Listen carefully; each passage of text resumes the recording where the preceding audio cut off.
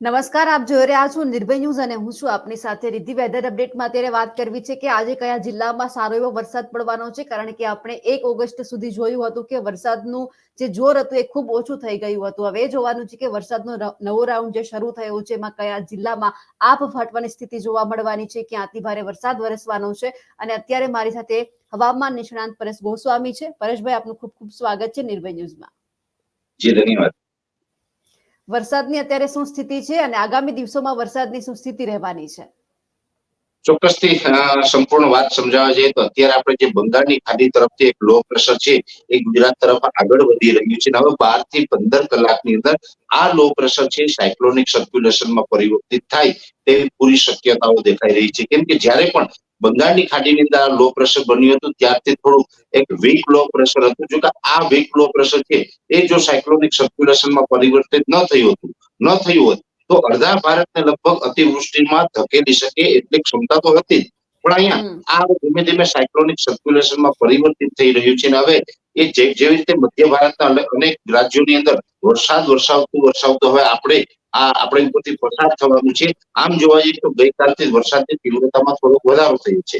કેમ કે ગઈકાલે આ જે સિસ્ટમ છે એના આઉટર ક્લાઉડ હતા ગુજરાતને ટચ થઈ ચૂક્યા હતા, જેને કારણે ગુજરાતમાં વરસાદની તીવ્રતામાં ગઈકાલથી એટલે કે 2 ઓગસ્ટથી વરસાદની શરૂઆત થઈ ચૂકી હતી. આજે 3 ઓગસ્ટ છે અને હજુ આવનારા 3 દિવસ 3, 4 અને 5 ઓગસ્ટ આ રાઉન્ડ છે એ 5 ઓગસ્ટ સુધી ચાલવાનો છે. અને એ 5 ઓગસ્ટ દરમિયાન જે રાજ્યની અંદર વરસાદ પડવાનો છે તેમાં જિલ્લા વાઇઝ જો આપણે સમજાવવા જઈએ તો ખાસ કરીને દક્ષિણ ગુજરાતની વાત કરીએ તો દક્ષિણ ગુજરાતની અંદર નર્મદા જિલ્લો, એ સાથે ભરૂચ, અંકલેશ્વર હોય અથવા તો સુરત, વલસાડ, વાપી, બારડોલી, બીલીમોરા, ડાંગ આ જે તમામ વિસ્તારો છે આ તમામ વિસ્તારોની અંદર 1 થી લઈને 2 ઇંચ સુધીના વરસાદો શક્ય છે.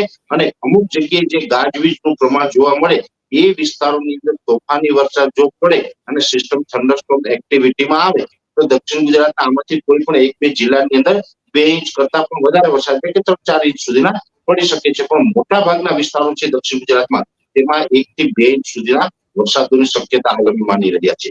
એ સાથે મધ્ય ગુજરાતના 2 પાર્ટ ગણીએ. મધ્ય ગુજરાતનું અમદાવાદ, ગાંધીનગર હોય, આણંદ, નડિયાદ, ખેડા, કપડવંજ, વિરમગામ આ જે તમામ વિસ્તારો છે એ વિસ્તારો અને એક જે મધ્યપ્રદેશ બોર્ડર લાગુ વિસ્તાર છે. મધ્ય ગુજરાતના જે અમદાવાદ આસપાસના વિસ્તારો હોય કે આણંદ, નડિયાદ જેવા વિસ્તારો, બરોડા જેવા વિસ્તારો હોય આ તમામ વિસ્તારોની અંદર પણ 2 થી લઈને 3 ઇંચ જેવા વરસાદો સંભવ છે. અને અમુક સમયગાળા દરમિયાન જો ઝડપી સિસ્ટમ છે થંડરસ્ટોર્મ એક્ટિવિટીમાં આવશે તો મધ્ય ગુજરાતમાં પણ અમુક જગ્યાએ 3 ઇંચ કરતા વધારે વરસાદ નોંધાઈ શકે છે. પણ એકંદર મધ્ય ગુજરાતની અંદર 2 થી 3 ઇંચ સુધીના વરસાદો છે એ જોવા મળે તેવી શક્યતા આલમે માની રહ્યા છે. અને આજેથી જોવા જઈએ તો જે મધ્યપ્રદેશ બોર્ડર લાગુ વિસ્તારો છે એની અંદર વરસાદની તીવ્રતામાં વધારો જોવા મળશે.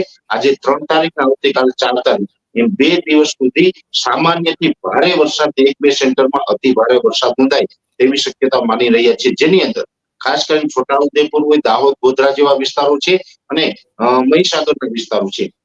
આ તમામ વિસ્તારોની અંદર આવનારા 2 દિવસ સુધી આજે અને આવતીકાલે ભારે વરસાદની શક્યતાઓ છે. મોટા ભાગના વિસ્તારની અંદર 3 થી લઈને 5 ઇંચ સુધીના વરસાદો નોંધાય અને આ વિસ્તારોની અંદર ગાજવીજનું પ્રમાણ પણ ખૂબ જોવા મળશે.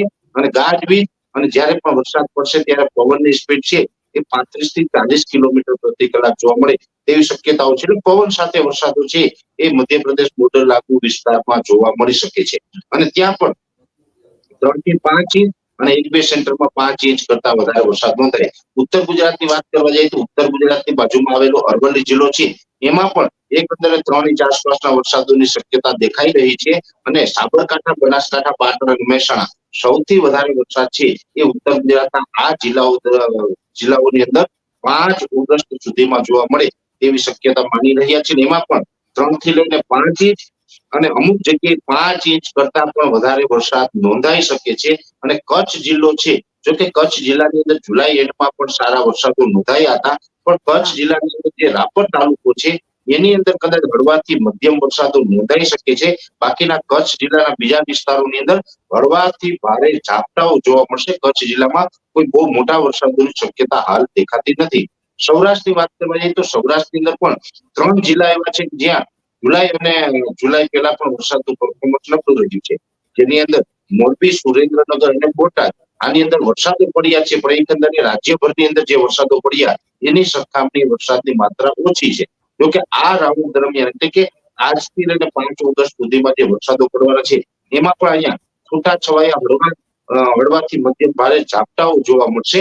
અને એ સિવાય વાત કરતા સૌરાષ્ટ્રના બીજા વિસ્તારો હોય જેની અંદર ભાવનગર, અમરેલી, ગીર સોમનાથ, જુનાગઢ, રાજકોટ છે, જામનગર, દ્વારકા કે પોરબંદર હોય, ગીર સોમનાથ હોય, આ તમામ વિસ્તારો છે સૌરાષ્ટ્રના તમામ વિસ્તારોની અંદર છૂટાછવાયા હળવાથી મધ્યમ ઝાપટાઓ જોવા મળે તેવી શક્યતાઓ છે. એટલે કોઈ મોટા વરસાદો છે એ આની અંદર થાય તેવી શક્યતા અમે નથી માનતા. હળવા છૂટાછવાયા ઝાપટાઓ છે એ જ સૌરાષ્ટ્રની અંદર અને કચ્છની અંદર જોવા મળશે. દક્ષિણ ગુજરાતની અંદર એકંદરે મધ્યમથી સારો વરસાદ 1 થી 2 ઇંચ સુધીનો જોવા મળે. મધ્ય ગુજરાત અને ઉત્તર ગુજરાતની અંદર આની તીવ્રતા વધારે જોવા મળશે. ઓવરઓલ જોવા જઈએ તો આ વરસાદ છે એ સાર્વત્રિક છે, પણ સૌથી વધારે શક્યતા મધ્ય ગુજરાત અને ઉત્તર ગુજરાતને છે.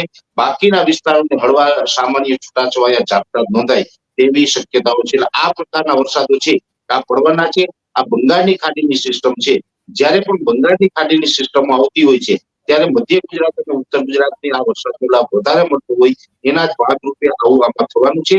આ સાયક્લોનિક સર્ક્યુલેશનના ભાગરૂપે આપણી ઉપરથી પસાર થવાનું છે. એટલે આની અંદર કોઈ અતિવૃષ્ટિ થાય કે ભારે વરસાદ પડે તેવી શક્યતાઓ ન હોય. પણ હા, એક ચોક્કસથી છે કે ઉત્તર ગુજરાતના મેં જે આપણે નામ જણાવ્યા એ વિસ્તારોની અંદર અમુક જગ્યાએ 5 ઇંચ કરતા વધારે વરસાદ નોંધાઈ શકે છે. અને એકંદરે જોવા જઈએ તો આ ઓગસ્ટ મહિનાના પહેલા અઠવાડિયાનું સેશન છે.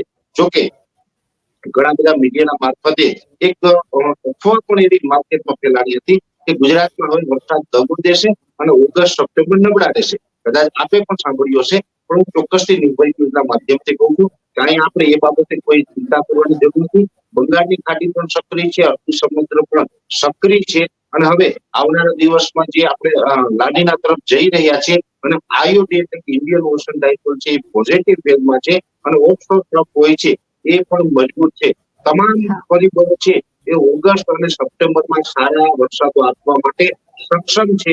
એટલે કોઈ અફવામાં આવવાની જરૂર નથી, કે ડરવાની કે ગભરાવાની જરૂર નથી. ઓગસ્ટ મહિનો પણ સારો રહેશે અને સપ્ટેમ્બર પણ સારો રહેશે. જેવી રીતે આ 5 ઓગસ્ટ સુધીનું સેશન છે એમાં મેં આપણે જણાવ્યું એટલા વિસ્તારોની અંદર વરસાદ પડવાનો છે. 10 ઓગસ્ટ આસપાસ પણ ફરીથી બંગાળની ખાડીમાંથી એક સિસ્ટમ આવશે, એને કારણે પણ રાજ્યના અનેક જિલ્લાઓને સારો વરસાદ જોવા મળશે. અને એ પછી 17 થી 20 ઓગસ્ટમાં પણ એક સેશન હશે. એટલે આમ જોવા જઈએ તો 2-4 દિવસના નાના સેશન આવી રહ્યા છે, પણ ઓગસ્ટ મહિનામાં સેશન ઘણા આવી રહ્યા છે. જેવી રીતે અત્યારે 2 થી 5 ઓગસ્ટનું અત્યારે સેશન ચાલી રહ્યું છે. એ પછી 10 તારીખથી 3 દિવસનું સેશન આવશે. 17 થી 20 ઓગસ્ટનું એક સેશન હશે. અને એ સાથે મહત્વનું સેશન જે હશે એ ઓગસ્ટ મહિનાનું છેલ્લું અઠવાડિયું 22 ઓગસ્ટથી લઈ અને 30 ઓગસ્ટ સુધીનું એ જે ઓગસ્ટ મહિનાનું છેલ્લું અઠવાડિયું હશે એની અંદર અમુક વિસ્તારની અંદર અતિવૃષ્ટિ જેવા માહોલ સર્જાય એવા વરસાદોની પણ શક્યતાઓ છે. એટલે જે કઈ માર્કેટમાં એક અફવા ફેલાવી છે ને એમાં કોઈ આવવાનું નથી. ઓગસ્ટ મહિનો છે એ ખૂબ સારું રહેવાનું છે. દર વર્ષે જે ઓગસ્ટ મહિનામાં નોર્મલ વરસાદો પડતા હોય એવા નોર્મલ વરસાદો છે ઓગસ્ટ મહિના દરમિયાન અને સપ્ટેમ્બર મહિના દરમિયાન જોવા મળે તેવી શક્યતા હાલ અમે માની રહ્યા છીએ. એટલે કે જુલાઈની અંદર આપણે જે છેલ્લે ભારેથી અતિ ભારે વરસાદ જોયો હતો એવો જ હવે ઓગસ્ટમાં રહેવાનો છે અને 7મ 8મ ઉપર સારો વરસાદ રહેવાનો છે. બિલકુલ, ખાસ કરીને જન્માષ્ટમી છે ને એ તો આપણા બધા માટે, દેશભર માટે એક સારો તહેવાર ગણવામાં આવે છે. અને એમાં પણ સૌરાષ્ટ્રની અંદર આનું મહત્વ ખૂબ વધારે છે. અને એ સમય દરમિયાન પણ આપણે સારા વરસાદો જોવા મળશે. ઓગસ્ટનું એન્ડ છે એ ખૂબ આપણા માટે સારો રહે તેવી શક્યતા અમે માની રહ્યા છીએ. આ વખતે ભાદરવો ભરપૂર રહેવાનો છે. ચોક્કસથી પહેલા મેં આપણે જણાવ્યું એમ કે જે ઓગસ્ટ મહિનો છે એ તો સારો રહેવાનો છે, પણ સપ્ટેમ્બર છે એ પણ સારો રહેવાનો છે. સપ્ટેમ્બર મહિના દરમિયાન જે ગુજરાતી કેલેન્ડર મુજબ જે વિક્રમ સંવત જે કેલેન્ડર છે એ મુજબ આપણે ભાદરવા મહિનામાં ઘણી વખત સારા વરસાદો પડતા હોય છે. એવી રીતે સપ્ટેમ્બર પડવાના છે. એ સમય દરમિયાન ભાદરવો મહિનો હશે એમાં પણ પડશે. અને જેવી રીતે આ શ્રાવણ ભાદરવો અને એ પછી આસો માસ આવે છે જેમાં આપણે નવરાત્રી આવતી હોય છે. નવરાત્રીમાં પણ વરસાદ રહેશે. એટલે આમ જોવા જઈએ તો નવરાત્રીના વરસાદો છે એ ખેડૂતોને અને જે શહેરી વિસ્તારમાં રહેતા ખેલૈયાઓ જે રમવાના શોખીન છે બધા માટે ક્યાંક અડચણરૂપ થાય તેવી શક્યતાઓ છે. એટલે નવરાત્રી દરમિયાન પણ વરસાદની શક્યતા અમે માની રહ્યા છીએ. ચોમાસું જે શરૂઆત નહોતી થઈ ત્યારથી અમે આગાહી કરી રહ્યા છીએ કે આ વખતે ચોમાસું લાંબુ ચાલવાનું છે. નવરાત્રીમાં પણ આપણે વરસાદની શક્યતા છે. હા, આજે ઓગસ્ટ મહિનામાં વરાપની સંભાવના છે, વચ્ચેના ગાળામાં ક્યારેય? ચોક્કસથી વરાપની સંભાવનાઓ છે. આમ જોવા જઈએ તો 6 ઓગસ્ટથી રાજ્યના અમુક વિસ્તારમાં વરાપ થઈ જશે, અમુક વિસ્તારમાં છૂટાછવાયા ઝાપટા જોવા મળશે. એવું આપણે 10 તારીખ સુધી ચાલવાનું છે. 10 તારીખે જે નવી સિસ્ટમ હશે એ પણ સાર્વત્રિક નહીં હોય, અમુક વિસ્તારોમાં જ હશે. એટલે જે વિસ્તારોમાં આ સિસ્ટમ 10 તારીખ વાળી છે એ અસર કરશે ત્યાં વરસાદ હશે, બાકીના વિસ્તારમાં વરાપ હશે. અને એ 2-3 દિવસનું સેશન પૂરું થશે એટલે 12 તારીખથી લઈને 17 તારીખે પણ વચ્ચે વરાપનો માહોલ હશે. અને એ પછી પણ આપણે વરાપ પછી ધીમે ધીમે વચમાં ગેપ મળતા જશે. જ્યારે પણ આ વરસાદી સિસ્ટમો છે ને હવે પછીની જે આવે છે એ બંગાળની ખાડીમાંથી મોટા ભાગની સિસ્ટમો આવવાની છે, જેને કારણે રાજ્યના તમામ વિસ્તારોને કવર ન કરે, અમુક વિસ્તારોને કવર કરે ત્યાં વરસાદ હોય, બીજા વિસ્તારોમાં વરાપનો માહોલ હશે. એટલે આપણે વરાપ પણ મળતી રહેશે ને વરસાદો છે એ પણ મળતા રહેશે. એટલે એકંદરે આ સારું ચોમાસું છે એના લક્ષણો અત્યારથી દેખાઈ રહ્યા છે. જે રીતે આ વખતે વરસાદનું પ્રમાણ સારું રહેવાનું છે અને ખાસ કરીને જે અત્યારે ઉત્તર ગુજરાત અને મધ્ય ગુજરાત બાકી હતા તેમાં પણ હવે ઓગસ્ટ મહિનાની અંદર સારો વરસાદ પડવાનો છે, તેમની પણ હવામાન નિષ્ણાંતે આગાહી કરી છે. કારણ કે છેલ્લા ઘણા સમય સુધી સૌરાષ્ટ્ર, કચ્છ અને દક્ષિણ ગુજરાતમાં જ વરસાદ પડતો હતો. હવે મધ્ય ગુજરાત અને ઉત્તર ગુજરાતનો પણ વારો છે, એટલે કે ત્યાંના ખેડૂતો જે વરસાદની રાહ જોઈ રહ્યા હતા તેમને હવે વરસાદની રાહ જોવાની જરૂર નથી, કારણ કે ત્યાં પણ હવે સારો વરસાદ થવાનો છે. અત્યારે તમારા વિસ્તારમાં કેવો વરસાદ પડી રહ્યો છે તેમને કમેન્ટ કરીને ચોક્કસથી જણાવજો. સાથે જ નિર્ભય ન્યૂઝને લાઇક, શેર અને સબસ્ક્રાઇબ કરવાનું ભૂલશો નહીં. નમસ્કાર.